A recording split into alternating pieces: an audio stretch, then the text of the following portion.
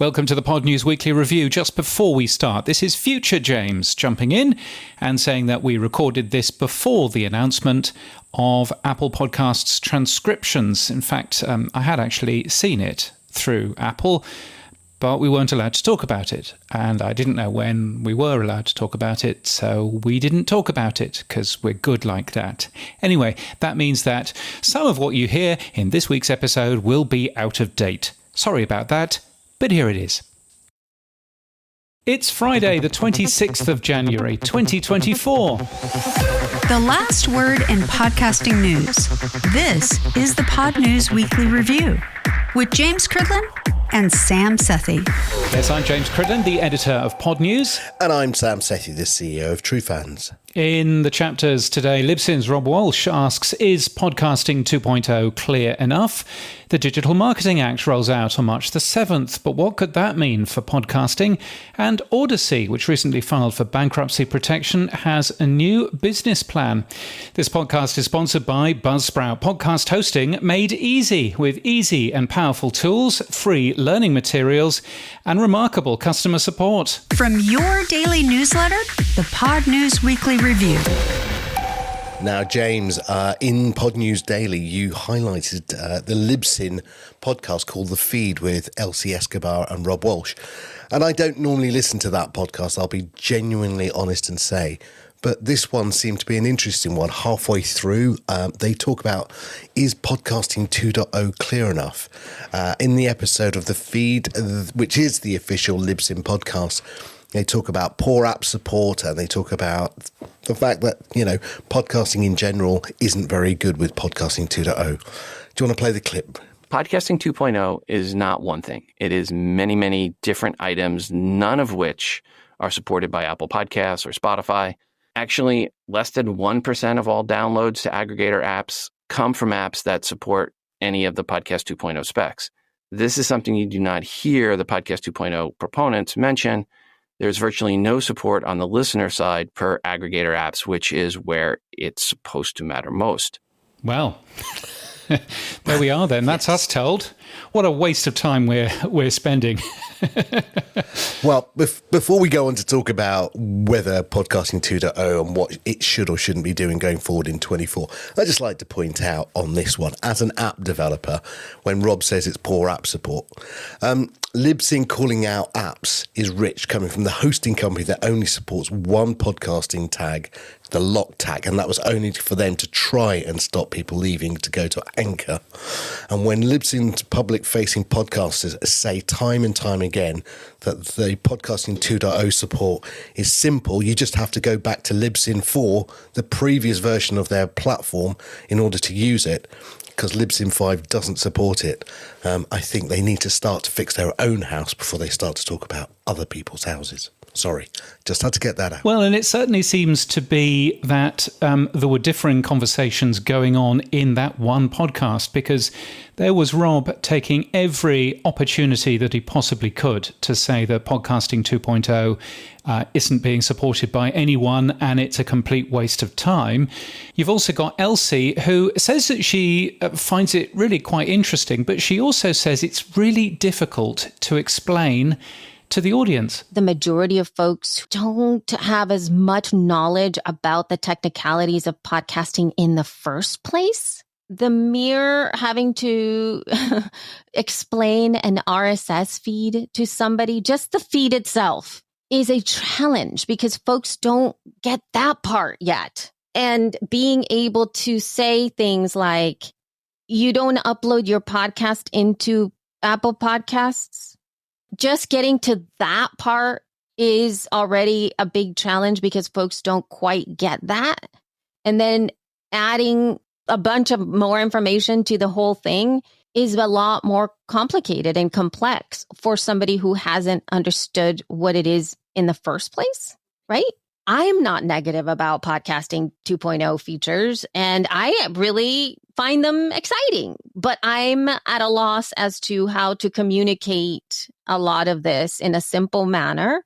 If I want to participate in a lot of this stuff, a lot of the conversations I've seen around Podcasting 2.0 is very technically centric and I feel like I don't understand it myself. And I kind of feel overwhelmed and like I'm not smart enough to know this stuff. Like that's just a personal feeling that I get when these conversations come up. Not that they're trying to make people feel that way. Now, I think Elsie has a point here in that it is deeply technically complicated right now to understand what Podcasting 2.0 is all about. It shares a website with the Podcast Index, which is a different thing. And, I tried with the podcast namespace website, podcastnamespace.org, but even that is a bit too technical and complicated. And I think she's got a point there, hasn't she? She has, but I will go back and say that I've been here before. When the web first kicked off, I remember everybody going, TCP/IP, URL, HTTP, oh, it'll never catch on. What? It's a browser. And it's language, it's time. And yes, complexity is fail simplicity, and that simplicity has to come, and it is coming. And I think as we look back over the last 2 years, you and I, having done this podcast, we can see the evolution of change. We can see that, people are beginning to get it and understand. Now, it's slower than it should be, and it's slower than I'd like it to be. But I do think that will happen. Now, given that, and having said that, I do agree with Elsie as well. I have seen many a time, oh, Sam, what do you do? What's your company? Well, we're a podcasting app. Oh, yeah, I know one of those. Yeah, what's different about you? Well, we do micropayments using Bitcoin. Oh, yeah, right, okay. Anyway, got to go, and you see it so often. Yeah. So yeah. I do get what Elsie's saying. Yeah. And I think, and she goes on and she says, look, to get people listening to a podcast is hard enough. If we're having to educate people to use weird and wonderful different apps than the ones that aren't already with their phone, then it's much harder. Here she is talking a little bit further on. Oh, use this app. This app really supports all these features. But is my audience really going to jump through hoops for this? Is she right? She's right. I mean, if I took my wife as a technical user, she used to run Microsoft MSN UK, and so she's not somebody who's a total Luddite, but God, she would never, ever think about using anything else than what's on the phone. This reminds me of when Microsoft with IE was forced to open the doors by the DOJ and include, other browsers. And I wonder whether Apple has got some challenges here. I think they are very monopolistic. I do hope the DOJ does look at them. I mean, Microsoft only own the operating system and the browser. Apple owns the hardware, the operating system, the browser, the app store, and the app player, and basically limits anyone unless they use their payment system. I mean, if that's not monopolistic, I have no idea what is. Well, that's a whole separate issue, which I'm sure that we'll dive into in just a second.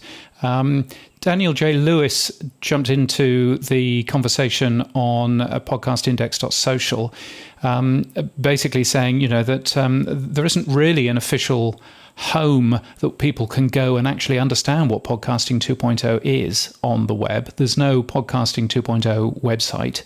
And, the podcast index isn't that. From my point of view, that's a different product.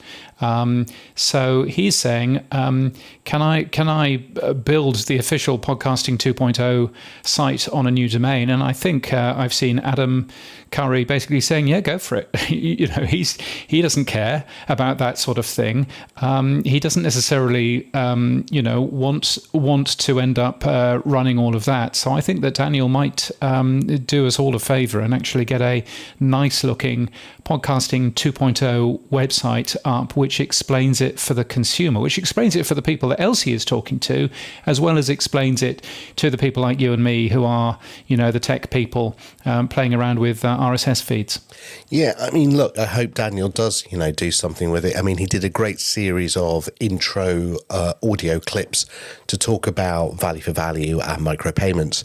And I thought, wow, where's that going to go? I mean, look, James, the elephant in the room that we haven't mentioned is PSP, the Podcast Standards Project. It's been a massive failure. It has no clear leadership. And it's not because nobody wants to see success within the PSP. I think it's no one's job. I think it's no one's priority.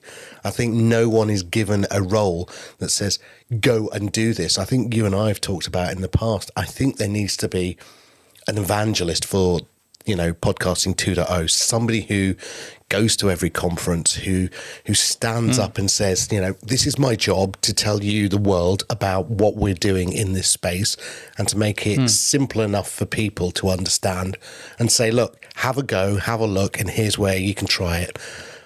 Maybe that's the way forward, because that should be the marketing arm of podcasting 2.0.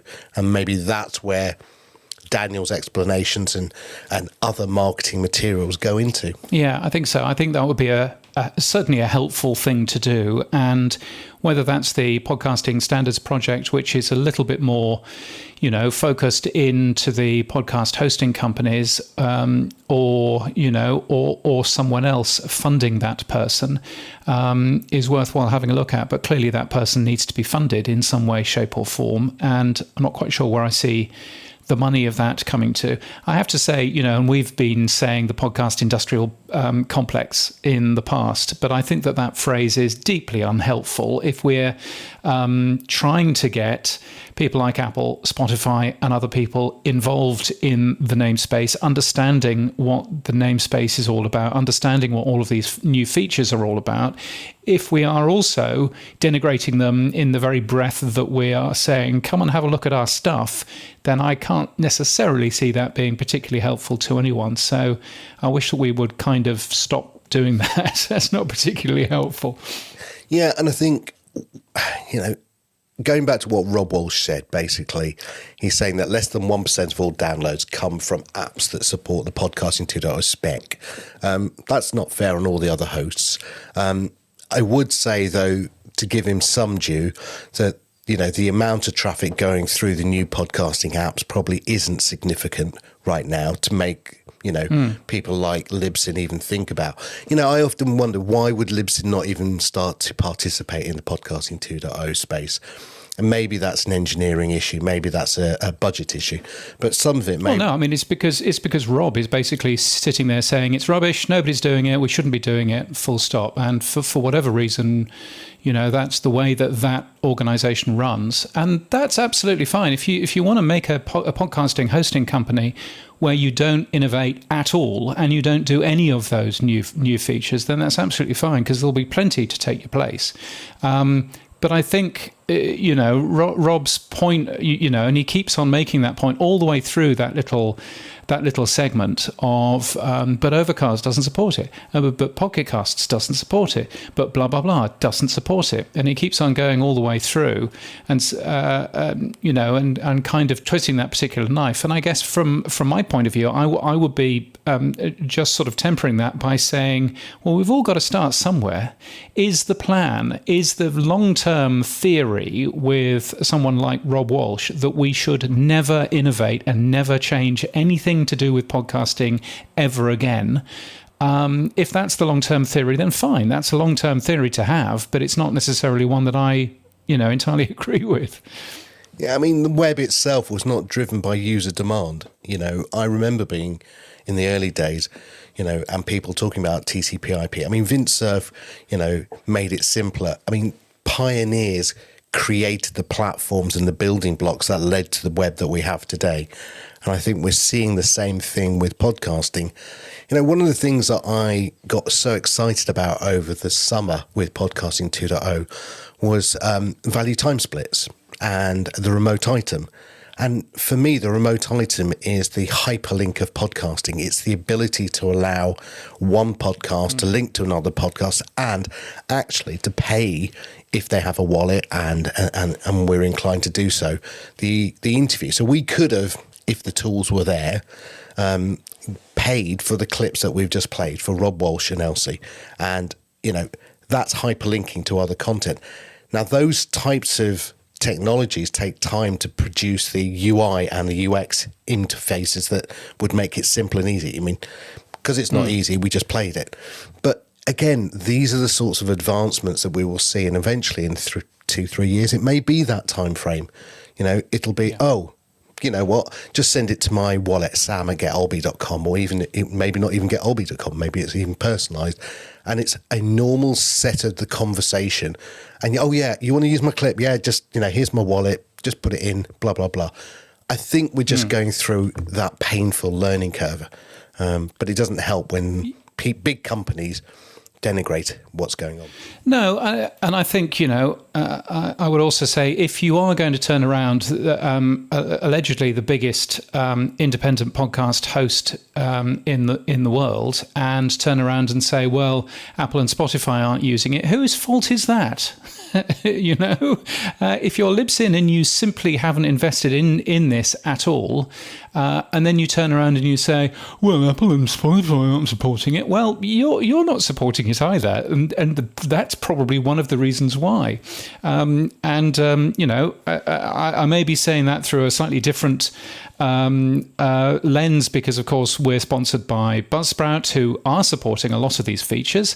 But I think that it's a bit disingenuous to end up saying that sort of thing when you yourself have done absolutely nothing to move that forward. So as I say, if the game plan is to bake podcasting in Aspic, to make sure that podcasting never gains any new features, never gains transcripts in any of these large podcast platforms, never gains, better, more easily edited chapters and all this kind of stuff, then, that's a fine viewpoint to have, but it's not necessarily a viewpoint that I would have. Well, I looked at the show notes of the feed, and of course they sport the Spotify and YouTube bracketed chapters. So again, it just says a lot there.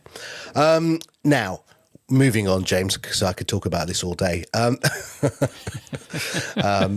Yes. Moving on. Well, yes. Well, yes. Let's move on to the Apple and indeed, Play stores and all of that. Yeah, now look, on March the 7th, the European Union is going to bring in a new act called the Digital Markets Act. And what that simply means is that Apple and Google's Play stores are going to be forced to allow third parties to load, or sideload as it's called, their own apps. And that's a way that people can get around the 30% tax that Apple has implemented up until now. So the DMA has teeth. It will charge or it will stop Apple. Now, it will, put a lot of fines on them to begin with, and maybe then they'll start to do other things to Apple. So one of the things that's happened, of course, is Spotify has been cartwheeling down the corridors going, yeehaw, here we come. It's basically saying, we will be, on Wednesday it said this Spotify announced its plans in Europe to start communicating directly with app users about subscription offerings and deals. Basically, it's going to make it possible for users to purchase audiobooks directly and to allow downloads from some apps from its website. Now, this is something that Apple is fighting desperately to stop, as you can tell. Do you think Apple is going to allow, James, people to start loading apps outside of the App Store on iOS platforms? Well, let's look at it from the other side. Let's look at it from what happens on Android, because I think Android is interesting as an alternative here. So Android has a app store, the Google Play Store, that is a very carefully monitored place, not carefully enough, but a relatively carefully monitored place by Google. But you can, if you want to, launch your own app store, and Android itself will install a program which you download, or an app which you download from one of these other app stores onto your phone. Amazon has, I don't know if they still do, but Amazon had an app store. There is an app store called F-Droid, which is for open source stuff. And there are a few others as well. There's one from Samsung, because, of course, Samsung has to reinvent everything. That's where the Android world has been. But I have to say, most of the time, you will download your stuff through the Google Play Store because it just works. And also, that it's going to be a relatively safe place to to download. So it is not necessarily very clear that it will make a massive difference to start fiddling around with sideloading and all of that from the Apple point of view. But Apple, very carefully are very, worried about what might be installed on their products, given the tight control that they actually have over their hardware. I would say, Google is not too dissimilar here. I mean, Google only this week, Google denied the latest update to the Podcast Addict podcast app, which has an alarm clock in there. The alarm clock is used 60,000 times every day by users to wake up to podcasts. I'm sure that some of them wake up to the Podnews daily. Poor them. Sorry about that. But anyway, Google has decided that it will no longer allow the Podcast Addict app to ask for the setting alarm function, and they basically said, no, you can't have that anymore. Take that out. That's a product. That's a feature set which is used 60,000 times a day, and Google has just turned around and said, yeah, no, we don't want that anymore, which seems bizarre to me. But that so it's not just Apple. It's certainly Google as well. Well, Apple's response is they're going to have a new fee structure, and but they're going to put further restrictions for downloads of any apps outside the App Store. So instead of the 30% tax that you're going to be charged if you're inside the App Store, they're only going to give you a 27% tax, James, if you're outside. Well, hang on a minute. When they earn more money from that, because they are currently eating the payment charge, the 2.93% payment charge. So basically, they're charging the same, aren't they? They've always been earning 27 net, haven't they? Yes. So that's their plan, that they're going to say, yes, of course you can go ahead, and that's in line with the DMA. You can have your sideload, but only if we allow you to sideload first, and you still pay us anyway. So I'm not sure whether Spotify should be cartwheeling. I think maybe, I can see. Maybe Apple have basically gone and gone, okay, we've read the law. The law wants us to be able to download apps from other places. You can download apps on other places, but we're still going to charge. So we've gone by the law, but I don't know. It's a clever one, isn't it? Yeah, I mean, look, as a progressive web app developer for true fans, we made that decision not to get involved with the Apple tax. It's good and bad. I'll be honest and say, look, some days I go, I wish I'd just done an iOS app, and because 9 times out of 10 people go, oh yeah, I'd like to try your app. Is it in the App Store? And you have to go, no, go to the browser and then click this, and then it'll pop up and tell you to add it to the home screen, and bingo, you've got your app, right?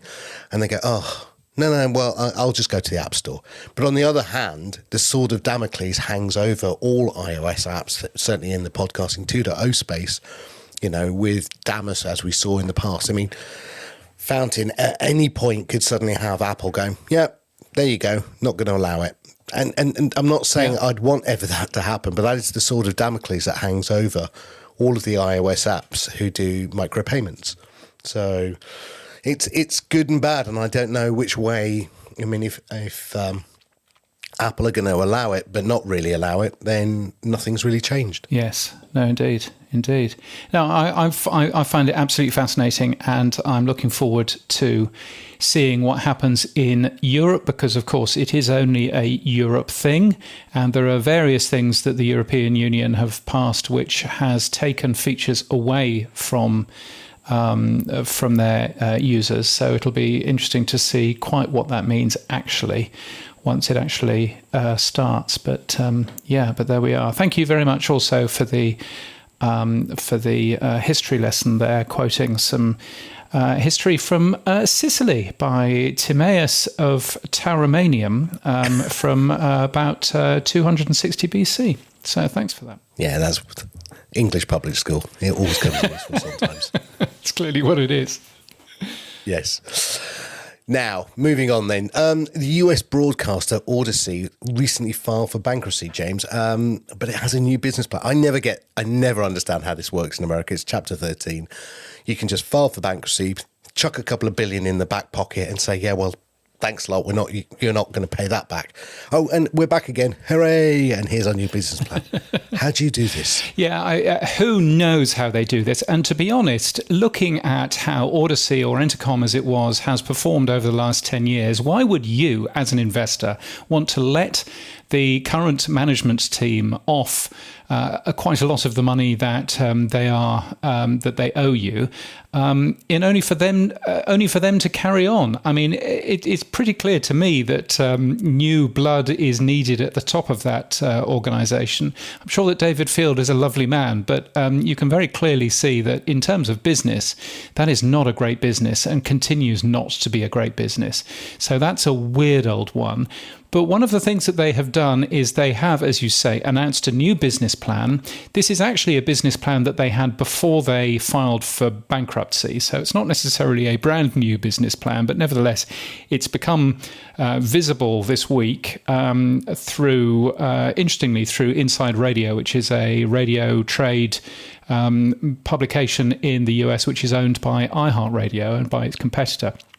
Anyway, Odyssey says that it's going to launch an audio subscription service, which says that it could deliver as much as $20 million in revenue by 2017.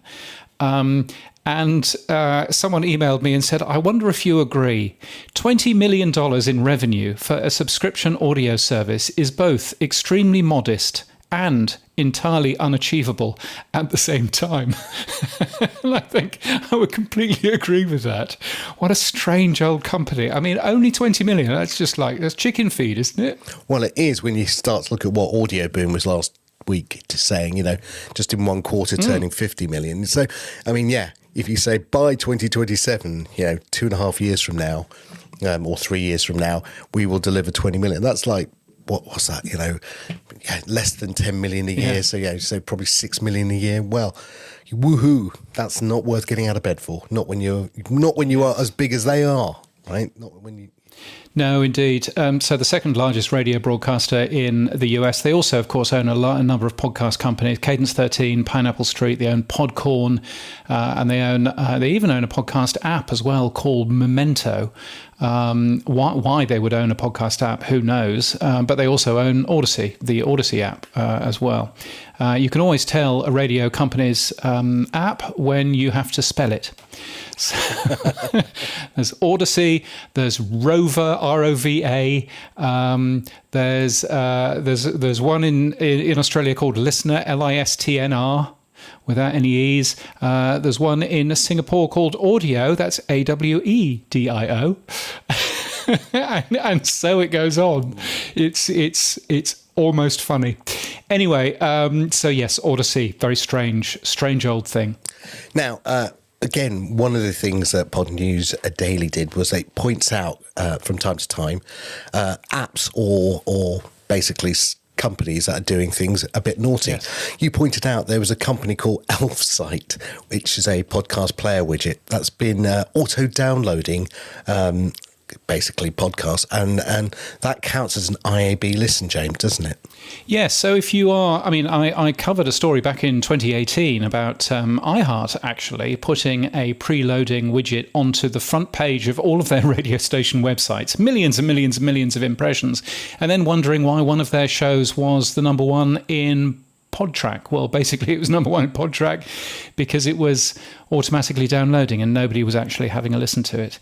Anyway, so I contacted Elfsight and I said, look, you're preloading, it's against IAB podcast measurement guidelines, but it's also fraudulent for the advertisers because the adverts aren't being listened to. Here's how to fix it. It's half a line of HTML, preload equaled no. And you might want to do that because that's kind of important. And they replied after I went to press, and they said, we deeply appreciate your patience, but we're not going to add this to the widget because it would affect the widget's responsiveness.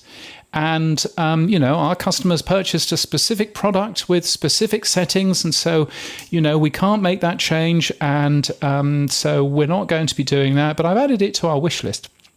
So I mailed them back, and I told them why it matters and why they shouldn't be preloading audio, because it breaks everything. And all of a sudden they mail me back and they said, "Oh, well, actually, now that you've pointed it out, we're going to put that in, and it'll be in tomorrow." So there we are. So we fixed another thing, and it's quite a nice podcast player widget as well. Actually, it's worthwhile taking a peek at, and assuming that they've put that fix in place, it's worthwhile taking a peek at. Although I would actually recommend that you use either Apple's or the one from Spotify, or indeed, if you've got one, Sam Sethi, then obviously yours too. No, we don't have a standalone one, but yes, we do have a plan. Yeah, of course. But yeah, that was a fun thing. Now, around the world, James, in Saudi Arabia, there's a new company that's launched. Who are they and what are they doing? Yes, they're called Thmania, and they've launched a new Arabic. Because I couldn't spell that. And they've launched a new Arabic language podcast app.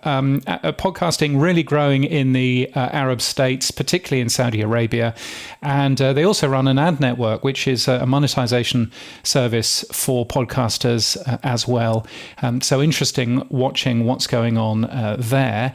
There's a very cool thing that an Australian news outlet ended up doing the other day. Unfortunately, Rupert Murdoch's involved. Is he alive? But you've not killed him yes, yet?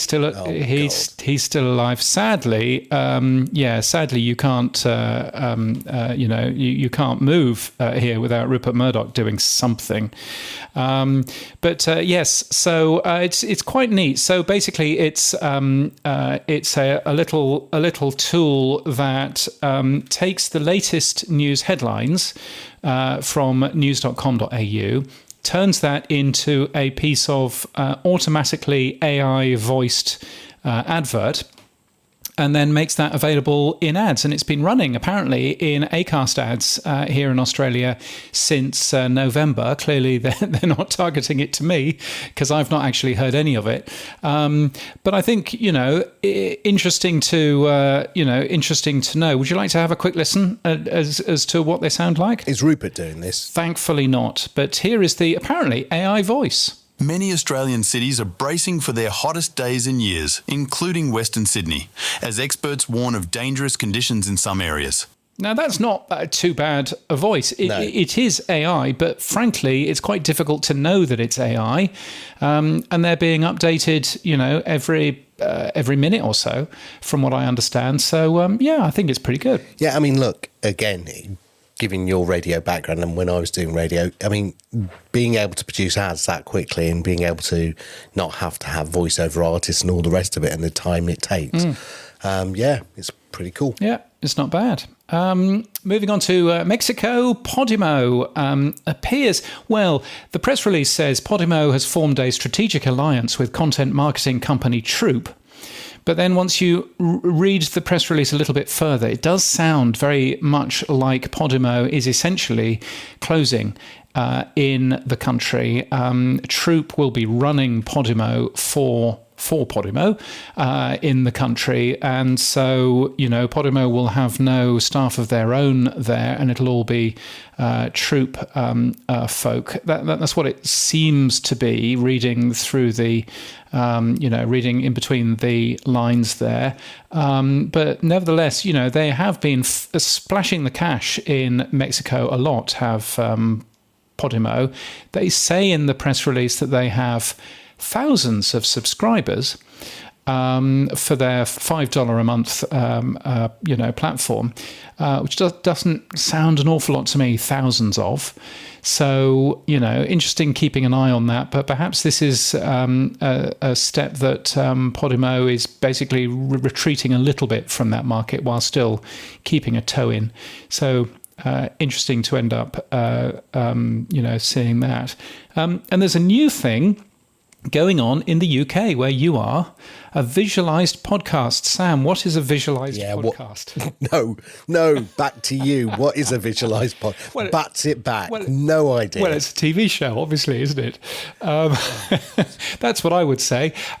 So production company Listen are saying that their visualized podcast, which is a TV show that airs on BBC Two television, has 1.2 million people watching it, which is very exciting. The presenter, Ed Gamble, has clarified it's a program called The Traitors Uncloaked. And Ed Gamble calls it an in-vision format for your eyes that you can also hear with your ears and is therefore nothing like a TV show, actually. Anyway, it's an audio podcast, but basically it's filmed in front of cameras, and it's a conversation type podcast filmed in front of cameras where you can see the microphones on the screen. So therefore it's a visualized podcast, I guess. You can watch the TV show on iPlayer if you're in the UK. You can listen to the audio podcast on BBC Sounds only, wherever you are in the world.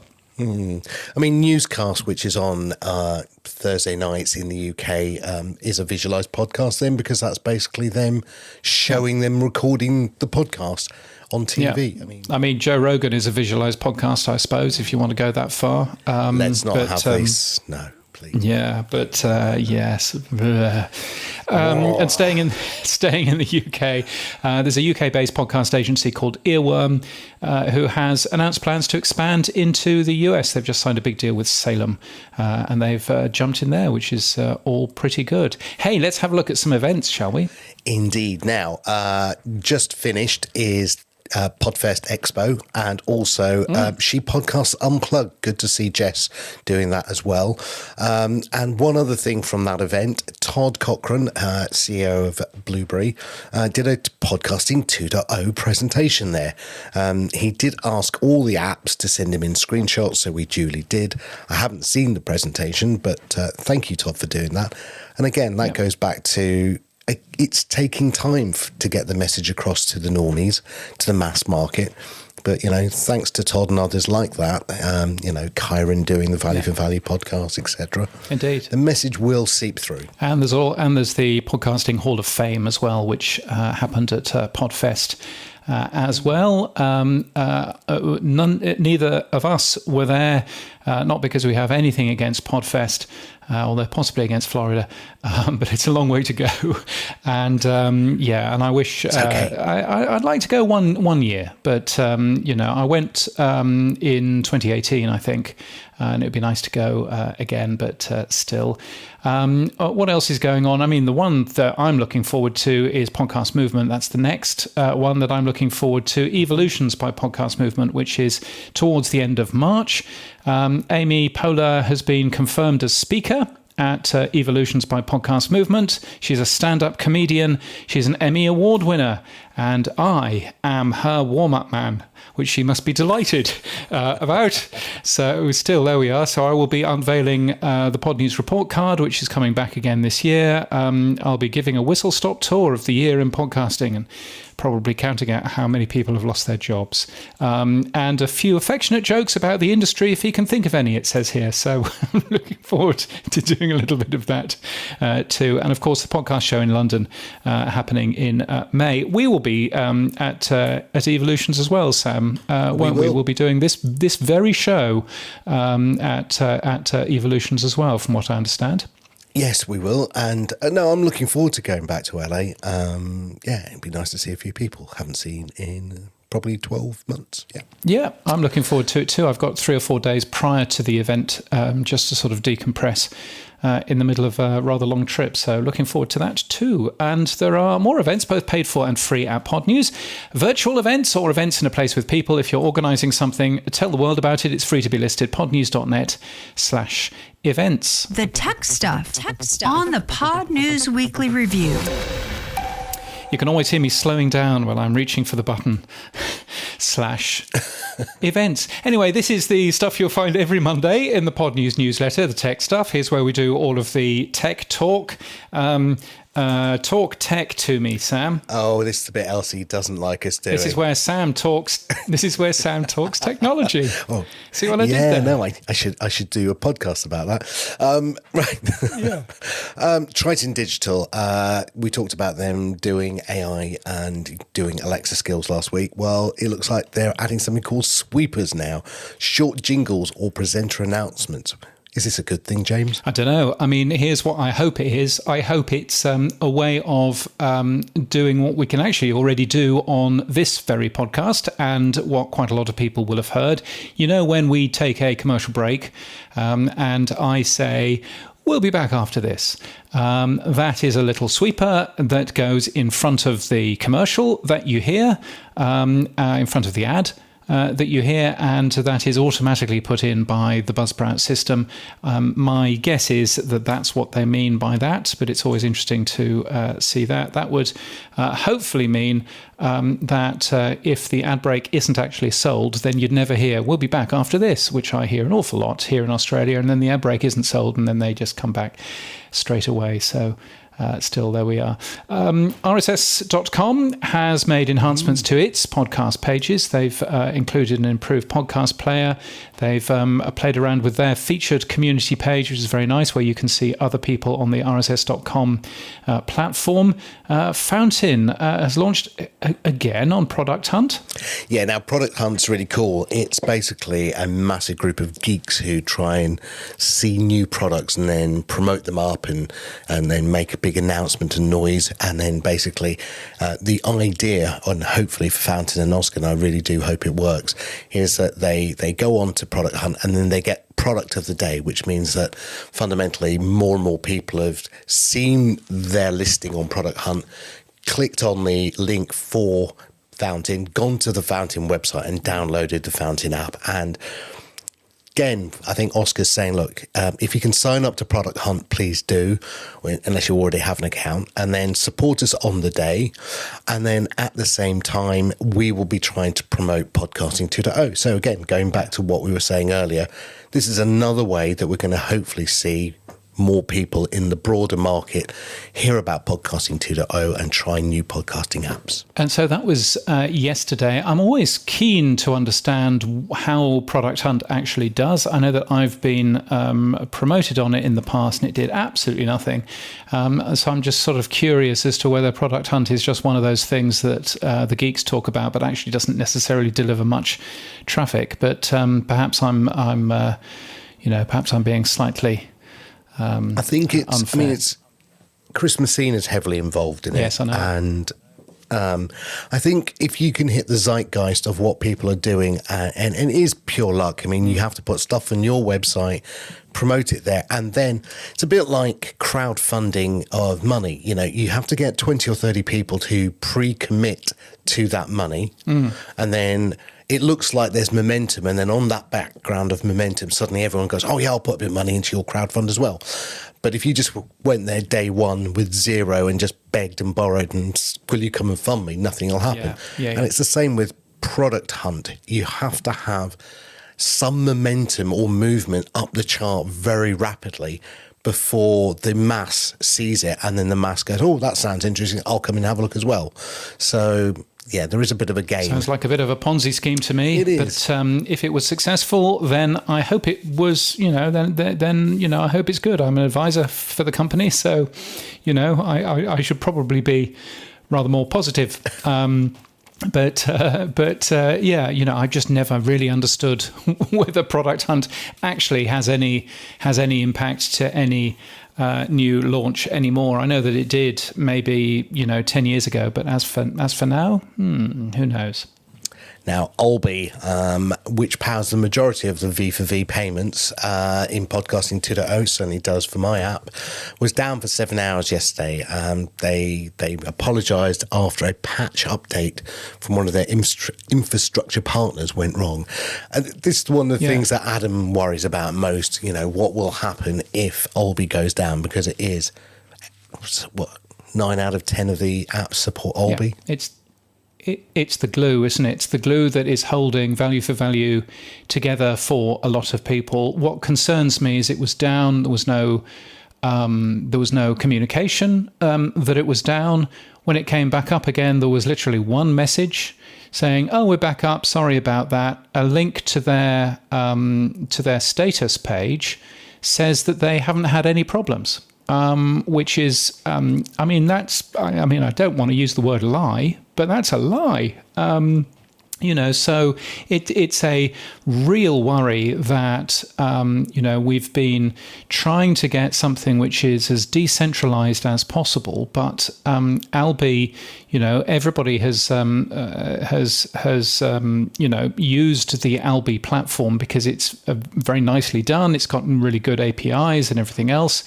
And and then when it falls over, that's severe concern.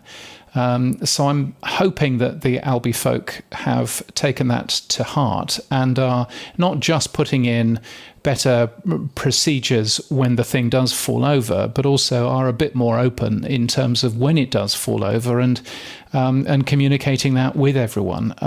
Particularly, they posted nothing on Mastodon whatsoever. So they posted a couple of things on the racist, Space Karen's site, but they didn't post anything on Mastodon. So, nobody that was using Mastodon knew that the thing was down at all. So, I think it's all a bit of a mistake from their point of view, but I'm sure that lessons will be learnt. Yeah, I really like the guys at Alby, Boomy and Moritz and the team. We have a fallback situation where if the API goes down, we can bank up sats locally, and then when the API comes back, we can push them through. So nice. We don't have that issue, so nobody was affected directly. But like you said, we're one of their partners, right? And we weren't informed directly through email or any other mechanism.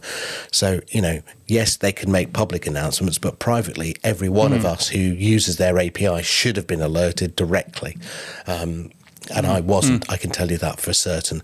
And this is not the first time. I've spoken to the guys before when they had the decision that they were going to lock off new accounts.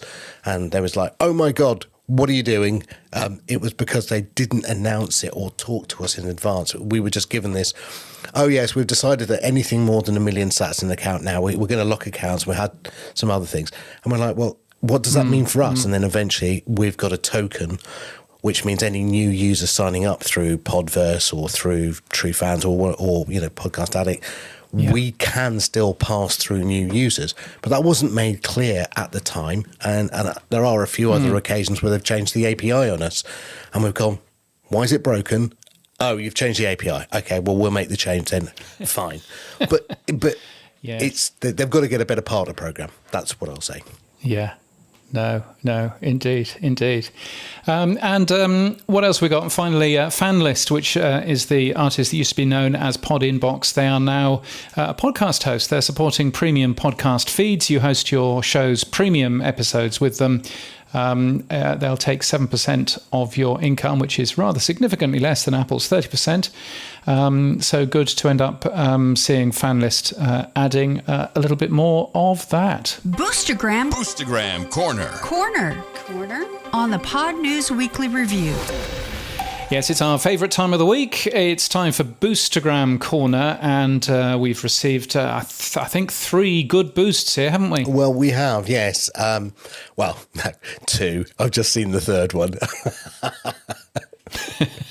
Well, yes, okay. So Sidejobling said, James, loved the Sam Sethi soapbox rant on my dog walk this morning. Made me smile. The cold, dark, windy countryside. And nice reminiscing over those classic TV ads. Yes, do the shake and vac. Yes, they were fun, weren't they? That could be a podcast in itself, tapping into the obvious boomer demographic out there. Yeah, it could be. We could even have ones like the Milky Bar Kid is strong and tough. Yes, that could come back as well if you wanted, if you're old enough to remember that advert. So there you go. Here we go. How did it go? The Milky Bar Kid is strong and tough. The Milky Bar Kid is strong and tough, and only the best is good enough. The creamiest milk, the whitest bar, and that's what's the goodness in Milky Bar. The Milky Bars are on me. You see, 30 years ago, and I still remember it. Milky Bar so creamy white, Nestle's Milky Bar. Wow. Well, there you go. There's a thing. Yes. Well, thank you, Si. I'm busy trying to work out which country you're talking about when you're saying it's cold and miserable and everything else. But quite difficult to find out what country. Oh no, hang on a minute. If I click this link, normally you can find out through LinkedIn. There you go.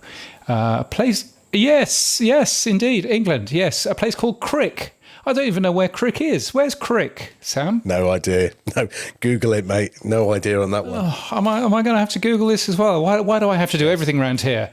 Let's have a quick look. Crick. No, not Crick Construction. Crick, England. It's in Northampton.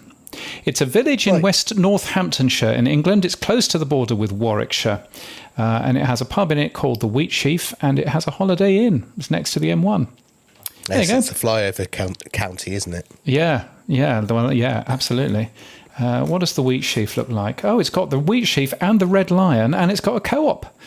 Very nice. There you go. You see, it's all going on. The Wheatsheaf looks awful. The Red Lion looks nicer. I'm such a pub snob. But anyway, yes. Well, anyway, moving on. Si, thank you so much for that. Kyrin from the Mere Mortals podcast. He comes from round this way. He says, "Yay to open standards." He sent us a bag of Richards 1111 sats. Appreciate all the effort both of you are contributing to make podcasting better. Thank you, Kyrin. That's kind of you. Looking forward to hopefully seeing you next month with Mr. Mr. Sethi. That's very difficult to say. Thank you. Yes. Hoping forward to seeing you next month with Sam when Sam is down under, as they say. And 100 sats from Mo Salah. It says, "This is a test," and the test worked. Yes, we are testing. So going back to what Elsie Escobar said, we've redone all of our onboarding, and we've done 30 new video clips using Descript. I've just worked out who Mo is. Is Mo your Liverpool? Yes, your tech person. No, there you go. No, he's not. No, Mo Salah is. Oh, no. Mo Salah's a random name we use because he's the Liverpool football player. So we've been testing with all. Oh, okay. So there you go. Yes, I've just been. Oh, I had no idea. Yes, I've been using Alan Hansen, Kenny Dalglish. It's been great fun. I'm going through their whole Liverpool team of thinking of random names I can use for the tests. So that's what Mo is. Well, anyway, thank you for the extra 100 sats, Sam. That's very kind of you. And I should just remind you that Podnews Weekly Review, it's a separate thing from the Podnews Daily. So Sam and I share everything from it. That helps, buy people drinks in LA, for example, and helps Sam get out to LA and other things as well. We'd really appreciate your support, which you can do either on weekly.podnews.net, which is our website where you can sign up with your Visa card or your MasterCard or anything else, or through a new podcast app like True Fans or Fountain by hitting that boost button. And thank you for doing that.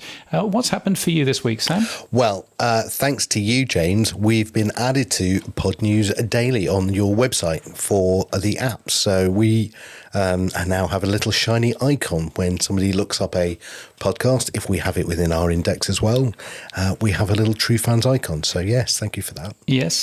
Yes, there's a little PHP function which I've written, which goes off and grabs that. One of the learnings that I made from that is if you're hosting with Cloudflare, as you are, you've got Cloudflare over the top of your server, then that really messes up things like APIs and indeed RSS feeds. It really causes issues. So I'm in the process of writing a very tedious article which basically explains what you, as a Cloudflare user, should be doing to with your RSS feeds and with APIs and other things. So I look forward to that then. So that should hopefully come out in the next week or so. So that should be fun. So I've learned a lot from doing that.